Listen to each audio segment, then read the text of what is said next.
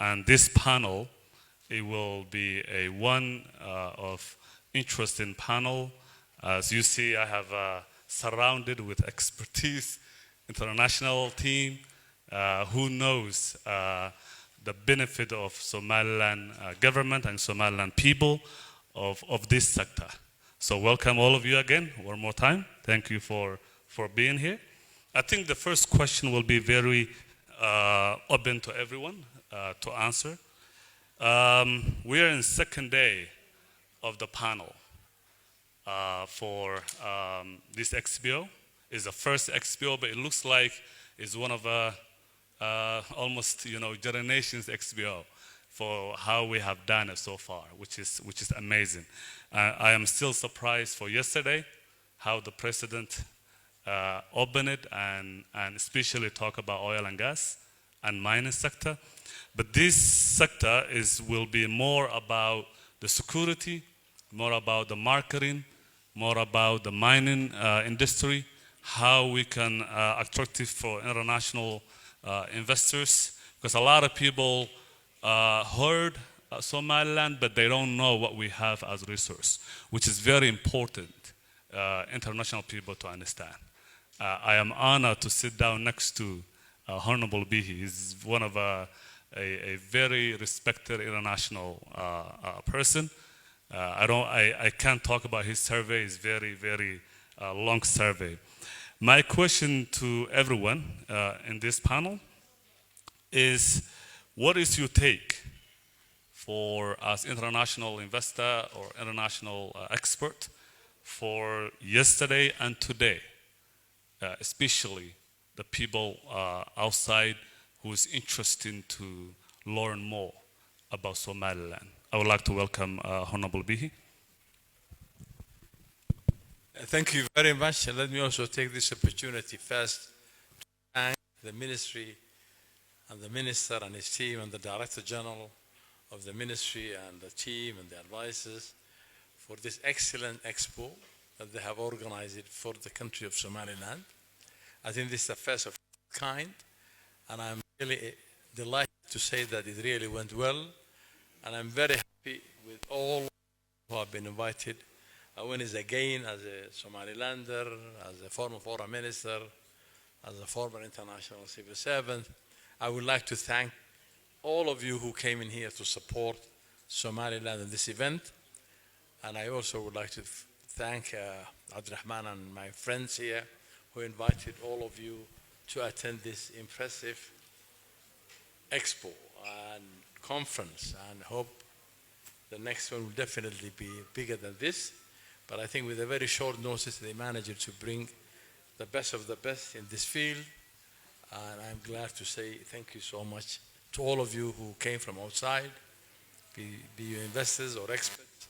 And I think it was a very knowledgeable for all of us who are not in the field of mining to know more about what's happening in Somaliland and the rest. Coming back to the question that you have raised, I think if I look with my extensive experience and the fact that I was used to be a foreign minister and the head of the international cooperation, I think Somaliland has a lot to offer to most of you who are here today. I think Somaliland is not yet tapped. We have a lot of resources, as many of you have been seen today. And I think I would like to encourage most of you to come and invest in this country, because as many of my colleagues yesterday spoke about it, it's very stable, it's peaceful, it is a country that has a lot of resources, and it has an excellent geography. And I think many of you are very much aware of the fact that not only many countries, as you mentioned yesterday, the US and others are very much interested in Somaliland because of its location and because of what it can offer. I mean, Somaliland is not here to beg, it's basically here to have partners. We have a lot of resources, we have a lot of things that we could offer, and there are a lot of opportunities, and I believe that most of you have seen while you were here. So I think I would tell those who are outside, who are very much interested in Somaliland is where to be and where to invest, because Somaliland can offer the talent that you really need. We have a lot of expertise, We have a lot of young population. We have very highly educated people. And we do have the resources that are required or critical minerals that are needed all over the world. So my advice to the international world, as you have suggested, would be that this is the place to be. And I think it is time that for those who are interested in investing in this country to come right away, because there are so many people who are very much interested in coming in here. When I was a foreign minister, mining was not really that big at that time. We're mainly into the issue of oil, both myself and the Minister of Hussein, who was here yesterday. We were dealing with Ganel and reg gas and the rest. But definitely mining and the mining sector is very virgin. It's available, and we really need all of the resources, the investment, the technical know-how, and the capacity building. And I would urge each and every one of you who's around here today and those who are listening to us to really come and invest in our country, because we really have a lot to offer. And thank you very much. Thank you. Thank you so much. Thank you. Brian, we hear you and I since Friday. We have learned a lot. That's right. What is your take? Let's say we know there's a lot of investors in U.S. calling us around the world. What is your take for yesterday and today meetings? Well, my impression of the expo, first of all, is that they've done a very good job of organizing it. Is this the very first one? First one. Yes. So that's pretty amazing that there was this much success in the first one, and the planning was outstanding. And, we make our way around the world working in a number of different countries and also in the various states within the United States. And I'm always happy to come to events like this because for me they're learning experiences, for one. And I learned a great deal during this expo. I took a lot of notes. I recorded some of you, so watch out. And I also meet what seems to me to be critical components, or people, which is really the important ingredient, the people that are involved, the people that we meet. And I see a very competent group of people that have been brought to this expo. And I have collected some of those cards because I see how those puzzle pieces fit into the plan. And lastly, I'd just like to mention that I think Somaliland is at the precipice, and they are about to, it's about to explode. It's about to move forward. Very well. Thank you so much. Thank you so much. Well said. Dennis, your neighbor? Basically, this is your second home for Somaliland. What do you take for yesterday and today? Basically, looking at the way the expo has been, I see a canvas that has been mounted onto a frame. And the painter is here, led by the minister, and the motivation is there. It is for Somalilanders now to bring out the best painting that they can, because this is for them to do it. It is their nation. We are only here to support. But the action, the real painting, has to be done by Somalilanders. Customize it to where the national government wants to drive the country to. Because attached to the national development agenda, and also driven by experts like Mr. Rahman, who helped set up Kenya's also legal environment, then you are in the right direction. As much as we are helping you, you are doing more than us, because at the national level, we haven't had an expo like this one. So you are steps ahead, and the trajectory is for you to decide where it goes. So the painting is there, the canvas is there, the painters are there, the painting is for you to bring out. Thank you. Thank you so much.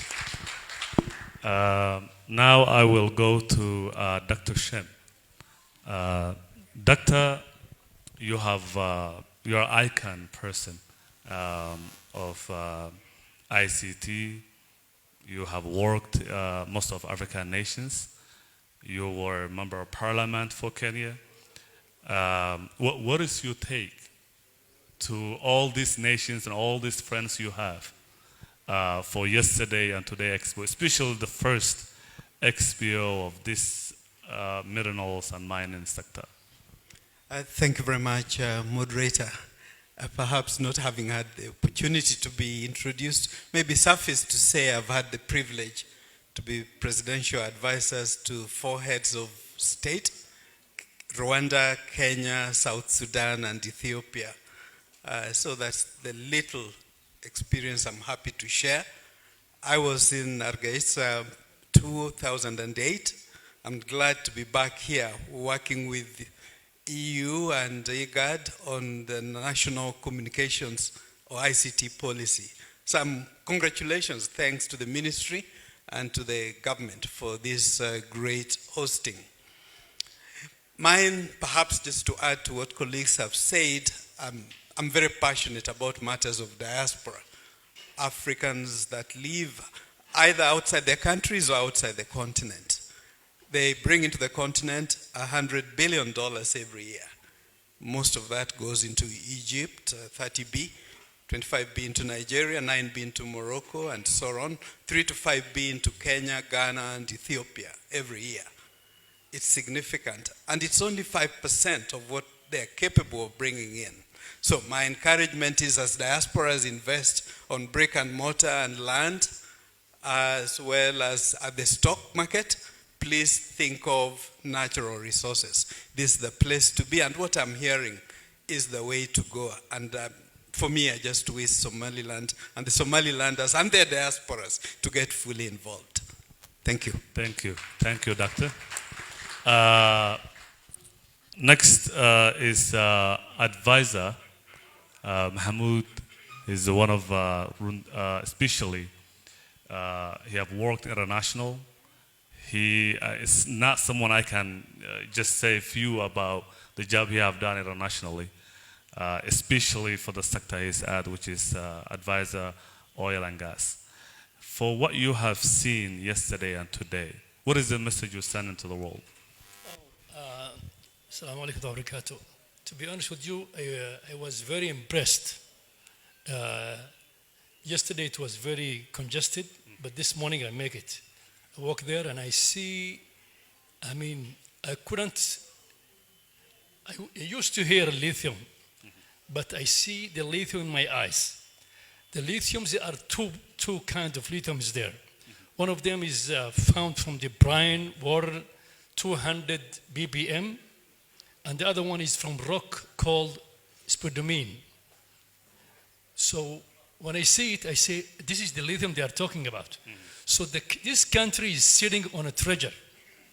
I see a lot of gemstones, and the message I will send it is, now when I see, for example, all these people who are around here and came from overseas, mostly professional, mostly investors, this is the first time, to be honest with you, I see this huge people like this.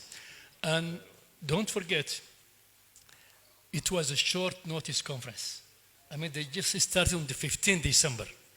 But I wasn't imagining we're going to see a huge conference like this, to be honest. And I really want to thank the Minister, Director Generals, engineers, all those guys, boys and girls who are working in the ministry. Thank you very much. Thank you. Thank you.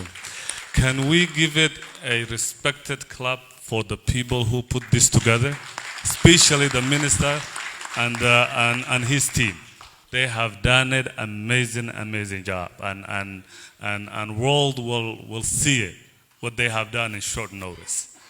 I think next question will be Brian.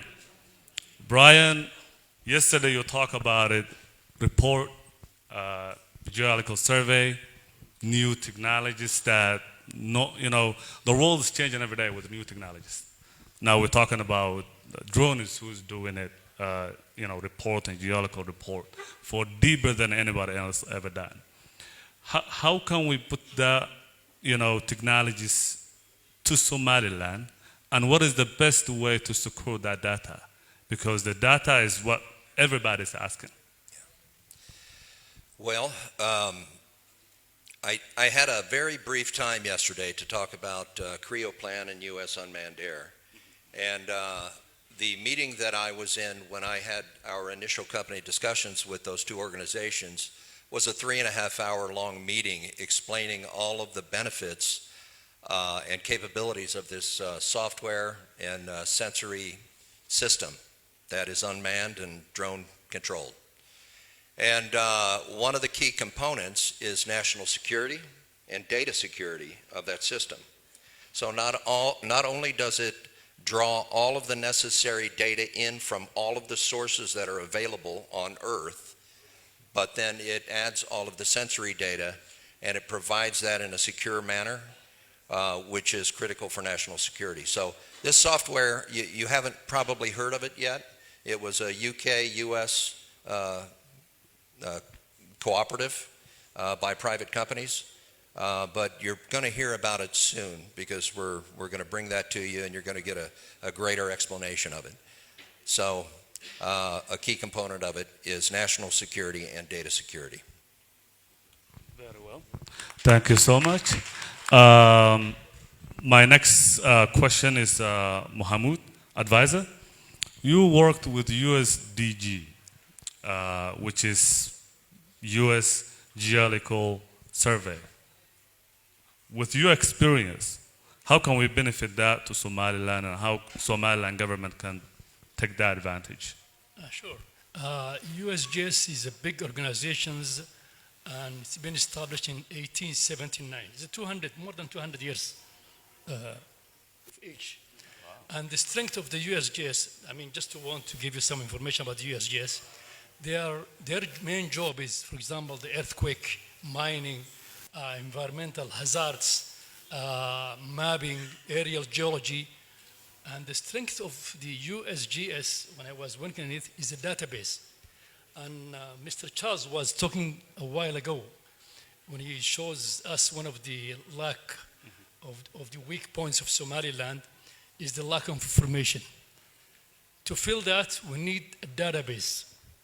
Once you have a database, investors who are coming here, he will come and he will see the map and he can figure out what he's looking for. Is it gold? Is it lithium?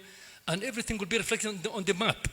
So that the things we can take it from the USGS, United States Geological Survey, which comes under the Department of Interior, I think, Brian, we can benefit, number one, data banking. Number two is a geologic map. All these investors will, every one of them, either oil and gas or mining, he will tell you, show us the maps, the geological maps. So for example, for the USGS, every well drilled in the US, they have the coordinates X and Y, the location, the depth, and everything in the database. So I think one of the things I want to add it, I think we should maybe establish maybe a Somaliland geological survey maybe. That would add up. Of course. Thank you. Of course. Thank you so much. Thank you so much. Dr. Shen, you are in the mining especially for the gold. You are in that industry very well. For the gold miners out there with experienced technologists willing to take an opportunity to come to Somaliland and invest it for gold mining, what is the message you're sending to them? I think my messages are two. One is the UN celebrated the year 2025, the International Year of Cooperatives. In Kenya, we've been working closely with the Mining Ministry and the Ministry of Cooperatives to promote artisanal and small-scale miners. I happen to be a small-scale gold miner. So working through cooperatives so that there is inclusive growth in the wealth of Somaliland would be one way to go. Secondly, in the area of data, I think it's important to interrogate the issue of data sovereignty. Who owns your servers? Who owns your data? I think we need to work in that space extremely. Of course, we recognize we don't exist in an island. Africa is part of a global community of nations, but we need to strive towards that data sovereignty. And this is where I cannot reiterate enough the involvement of historical diasporas. I talked of $100 billion getting into the continent. But the African American community is a $1.9 trillion spending capacity. I privileged to attend serial joint Black Chambers meetings, Atlanta, Georgia, every August. 3,000 business people. I think let's utilize the resources, knowledge, and the capital that's available so that the sovereignty of the data to the extent possible. But of course, we can't do it overnight. We have to work towards that. That needs to be the ultimate in my view. Thank you. Thank you. Thank you. Mr. Dennis, you are in security and policing for mining sector. For example, one of the problem every nation is dealing with, especially in Africa, is illegal mining people.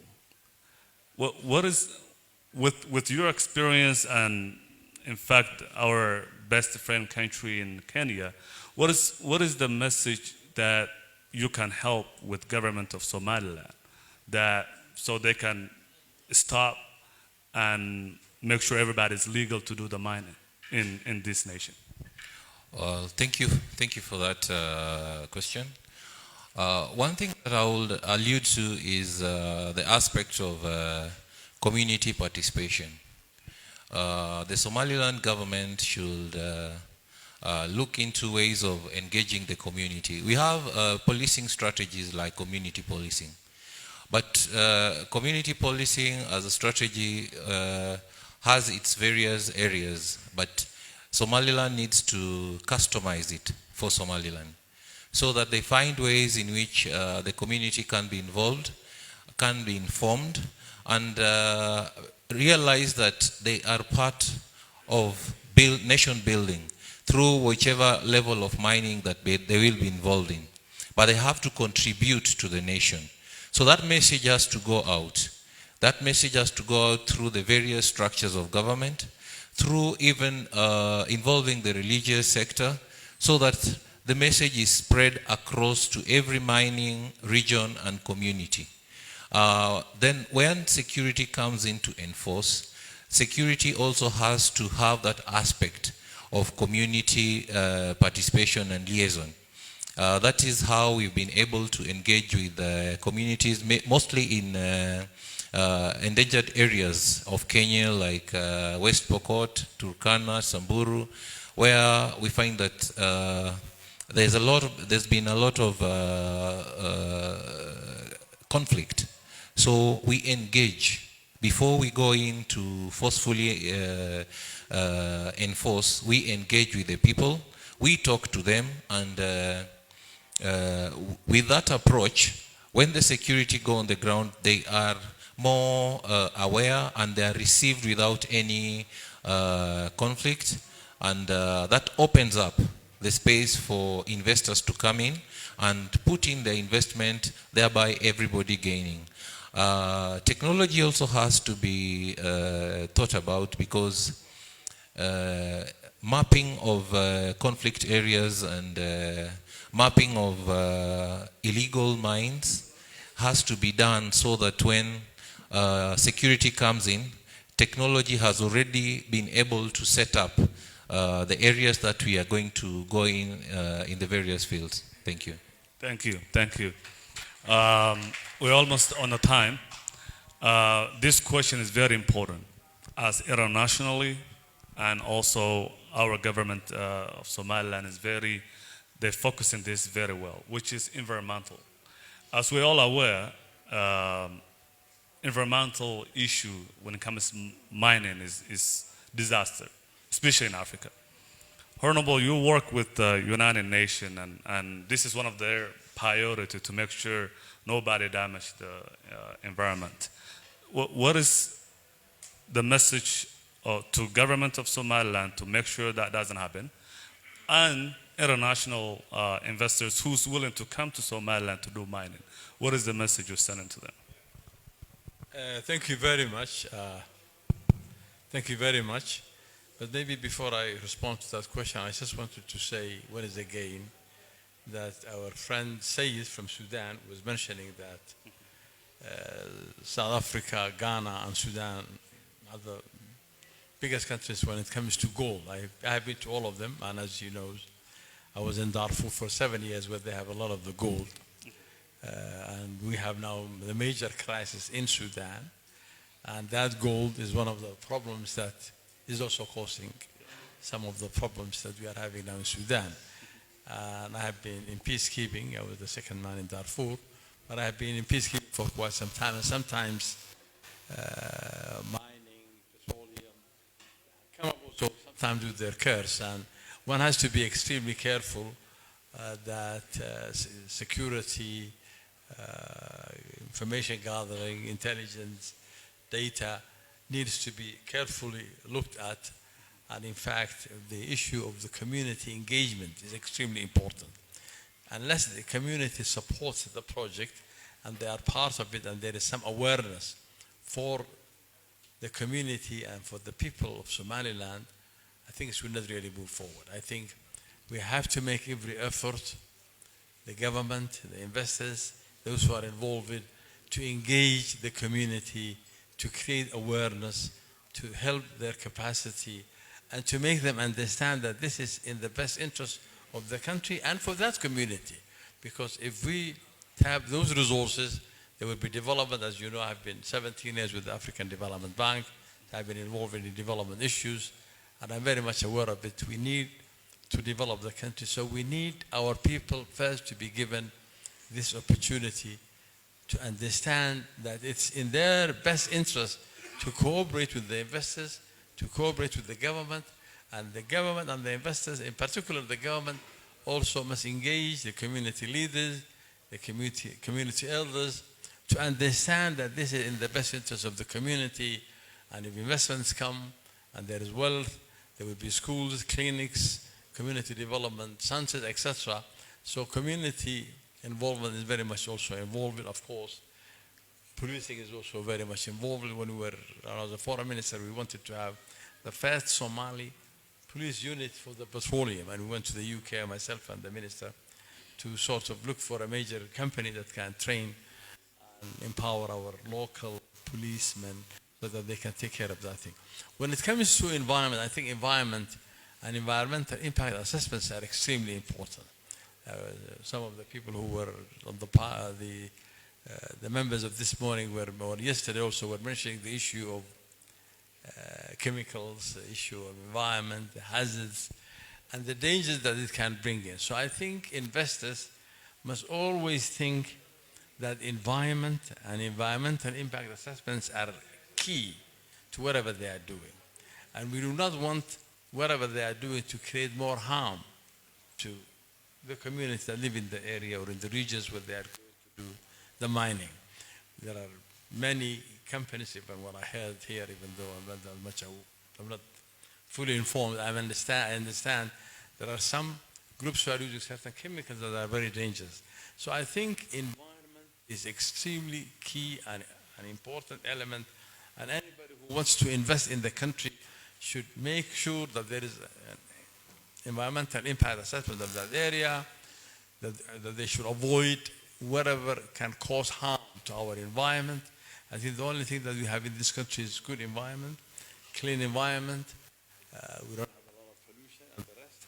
So I think it is important and incumbent upon you to ensure that this country stays safe from environmental hazards, and that you also keep that in mind, that whatever you are doing, not to think of the profits on your side, but also think of the wealth and the health of the community and the people who are living around the area that we are doing the mining. Thanks so much.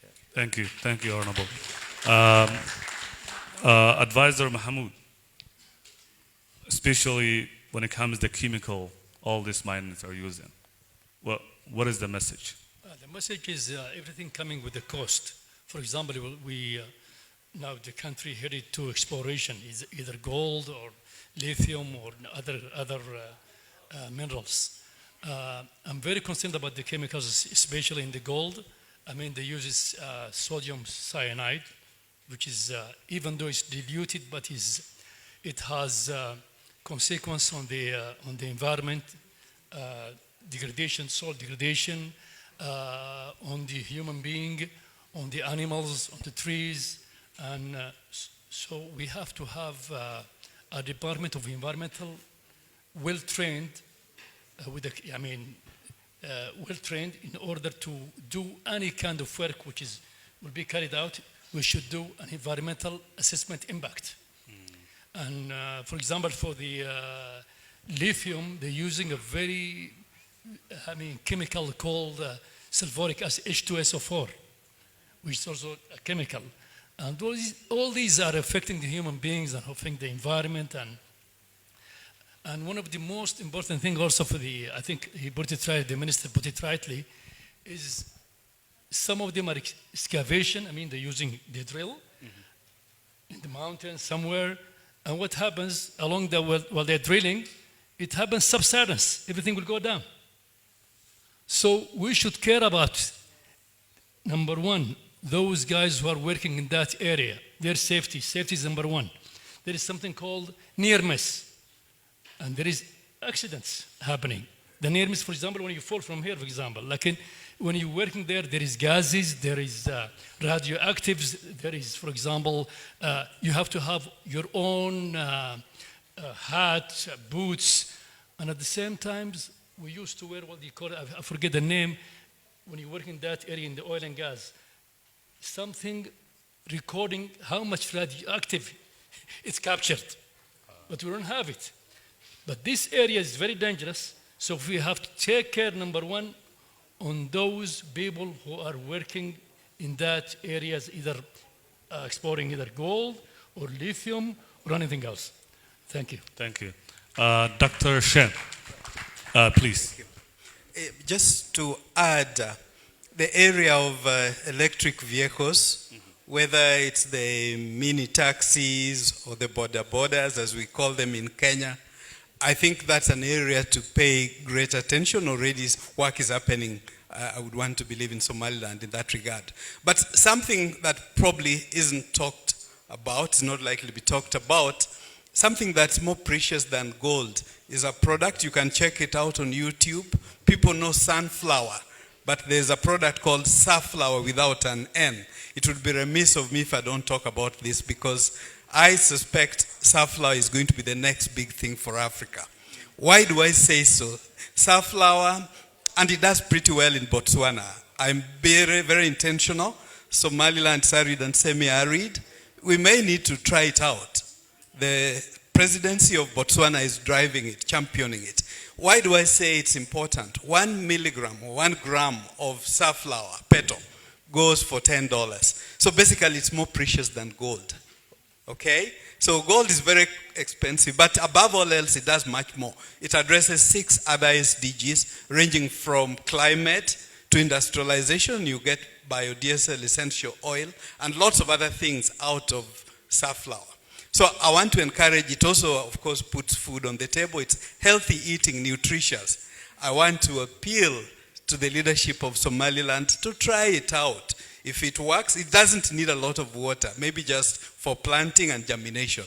So in terms of addressing climate and environmental issues, perhaps we work together with 10 African countries already growing safflower. I may not have much time to talk about it. It's not our main matter for discussion, but in terms of climatic conservation, environmental conservation, please YouTube, check out safflower, SAFFLOEWER, for making well. Thank you very much. Thank you. Thank you. One of my last questions, since the timing is very low to me, Somaliland is in a strategic location. A lot of people, when they see the map, they said, wow, this is a perfect place. Especially when you're doing mining and copper or iron ore, and when you're doing this international export. So with the government, especially Ministry of Energy and Minerals, how is the best way to market this? Because of the location and the area Somaliland at. What is the strategical marketing way that we can help with the government of Somaliland, especially the ministry, and also attractive to the world so they can understand the importance of our location in Somaliland. Thank you very much. I think as you are aware now, most of the literature on the Horn, even though I'm very much involved in the issue of peace, I was an advisor for Sudan before the war, and even the Horn of Africa is seen to be, a region where there are always crises and conflicts, whether it's Ethiopia or Somalia or Sudan or South Sudan and the rest. I think Somaliland has proven itself to be the only stable nation or country in the Horn of Africa. And most of the meetings that I do attend when it comes to peace and conflict, everybody talks about Somaliland and what they have done so far. And Somaliland, as you know, has done its own peace through a bottom-up approach, where they have their conference in Boroma, and thanks to God, we have now 34 years a country, stable, safe. People can come and walk in the streets of Hargeisa any time of the night. So I think if you see now the interest that quite a good number of the countries of the world are now showing that Somaliland is the place to be. My colleague spoke about what's happening right now in the US, whether it is Ted Cruz's letter to Trump, what the Congress people are doing, what's happening in the UK, in the rest of the world, in the Emirates, in Dubai. I think people have now put their own attention to Somaliland because of its strategic location. Of course, it's next to the Gulf of Aden, Bab al-Mandab, right on the corner. I think people now have realized it, that it is a very important place to be. And I think we as a nation and as a government, we need to work much more harder than what we are currently doing. Not only allowing people to talk about what Somaliland is, I think we should be doing a lot of the marketing ourselves and trying to sort of use the platforms that are available, be it the social media and the rest, to sort of promote and let the people of the world know what we can offer as Somalilanders to the rest of the world. I think we have a lot that we could offer. There are opportunities, there are investments to be made. We have a lot of critical minerals that are actually needed by the rest of the world. We have the petrol, we have the oil. We have quite a good number of things that are working in our own favor, but I think we have to be doing much more to alert the world that we are a country that has all that potential. And as many said this morning, we should work on our data. We should work on our, come up with a bankable data that we can sell to the world. And I hope our colleagues sitting here to me, next to me, would help us with this drones, with the satellites, with this artificial intelligence and others, other techniques to help us know what's available in our own country so that we could sell it to the rest of the world, because we need support to establish an excellent data center for the Ministry of Mining so that the rest of the world would know what's available and where, so that we could easily sell what we have in the country. Thank you so much. Thank you. Brian. Yeah, when I was researching this topic, I'm going to give a perfect example. During the previous presentation with spatial dimension, they threw up a map, and it was a perceptions map. It looked like this, if you can see this. And on that perception map, they did not, it was brought to everyone's attention that they did not single out Somaliland. They didn't show its borders, they didn't show its location.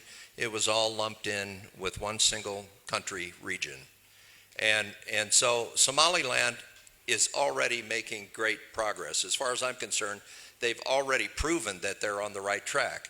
But the difficult thing is to change the perception of the world, the business world specifically, because it sees a risk and a loss scenario that prohibits them from making the decision to invest. And I know that that is not the case for Somaliland, but in the region and its association and the fact that it hasn't been given its sovereignty, you know, its own accountability within the world stage, I think that has created a perception that it's just being lumped in with the rest of the region.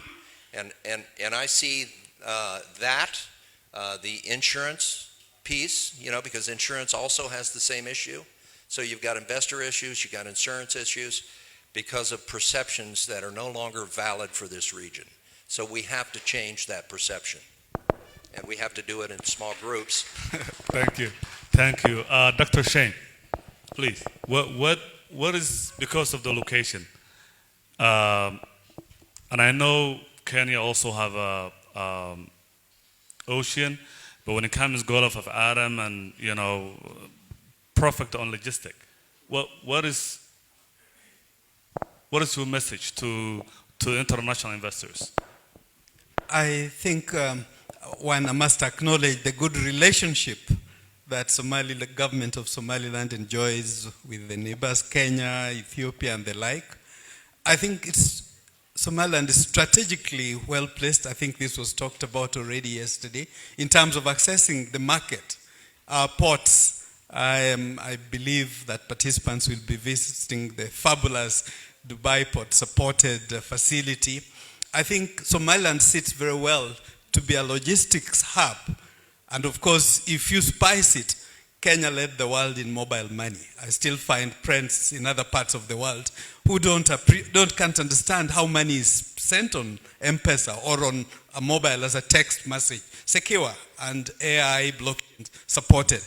So maybe if we spice innovation technology with that for an innovation logistics hub in Somaliland, it's good for the entire horn of the region. And I'm glad there's already movement in that direction. But please, let's also utilize our diasporas. And I'm glad many people even holding government positions in Somaliland are diaspora returnees. Many more would come in if we create appropriate pathways for more of them to be involved. Thank you very much. Thank you. Mr. Advisor, I want to close with Mr. Advisor because we already beyond the time. I think I will not come back again here because I abused the time. I apologize. Mr. Advisor, you're from international. You study in Western countries. There's a lot of questions when it comes to geological location and opportunity overall, especially your ministry in petroleum side, which is, we haven't touched that today and yesterday, but this is very important. What is the message you're sending to international that we are ahead of other African nations? One of the most important things, first of all, we should always speak about our strength and what we have. And at the same time, the geopolitical or our location in Africa. I mean, we're close to Bab el-Mandab. We have 750 or 850 kilometers of shore. Yep. Very peaceful.